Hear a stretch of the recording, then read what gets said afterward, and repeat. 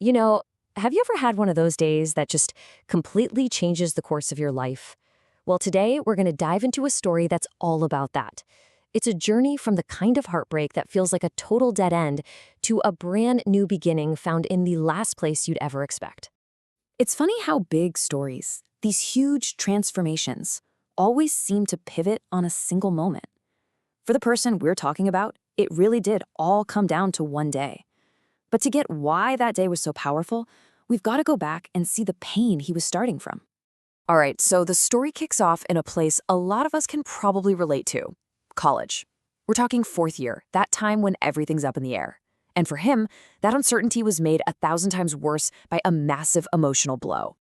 Yep, at the heart of it all was what he calls his MU girl, one of those complicated college relationships. It had just completely shattered him, leaving him feeling bitter and just lost. This wasn't a small thing. This heartbreak was coloring his entire world at the time. But then, you know how life works. Just when you least expect it, a little door cracks open. An invitation came his way that, without him knowing it, was about to put him on a totally different path. It was his call to adventure, even if he had no idea at the time. And this is where things get kinda wild. The invitation? It came from the best friend of the very person who was the source of all his heartache. And why'd he go? Not for some spiritual quest. Nope. It was because he had a little crush on her. It's just amazing, isn't it? How a small, totally human impulse can kick off such a massive change. So, he goes, and it's there, inside that church, where the whole story just hits its peak. He walked in with this incredibly heavy heart, completely unaware that he was about to have an encounter that would let him finally let go of everything he was bottling up inside. During the service, the pastor's words just cut right through all the noise. It wasn't some complex theological lecture. It was simple. It was direct, a clear instruction to just let all that pain and hurt go, to give it to God, with this promise of being saved from it. And for someone carrying so much, man, those words were a lifeline. And boom, that was the breakthrough moment, a total, complete emotional catharsis. He just cried and cried. All the bitterness, all the sadness he'd been holding onto for so long, it all just came pouring out. This was more than just being sad. It was a deep, powerful act of release. It was clearing out all the junk to make space for something new. Now that moment of release, that wasn't the end of the story. Oh no. That was the real beginning. It took him from just sitting in his hurt to actively starting a new journey.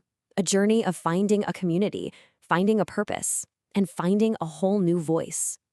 He didn't just become a churchgoer, he really threw himself into it. He joined the choir, taking his love for singing and making it his way of worshiping. And that one act opened up this whole new world for him. He started building real friendships, sharing his faith in outreach events, and finding this incredible, simple joy in things like sharing a meal or celebrating a birthday together. And he wasn't just some face in the crowd anymore. He was the tenor, proudly wearing his robe. He made a great friend in the choir, a guy he's still friends with today. And one of his best memories is just a simple birthday surprise from the pastor. It's those small, personal moments of connection, that's where we really find our sense of belonging, right? So you add all of this up. The heartbreak, the invitation, the tears, the choir. What do you get? Well, you get nothing short of a complete redemption. This whole journey that started with a broken heart ended up healing his entire spirit. I mean, just look at the difference here. It is night and day. He went from being bitter and heartbroken and lost to being joyful, healed, and found. This wasn't just his sadness fading over time. This was a fundamental change in his entire outlook on life. And maybe the absolute clearest proof of his healing came after graduation. The bitterness was gone. When he saw his MU friend, the person connected to all that past pain, he could actually greet her with genuine joy. The anger and hurt had been replaced with peace. That's how you know it's real.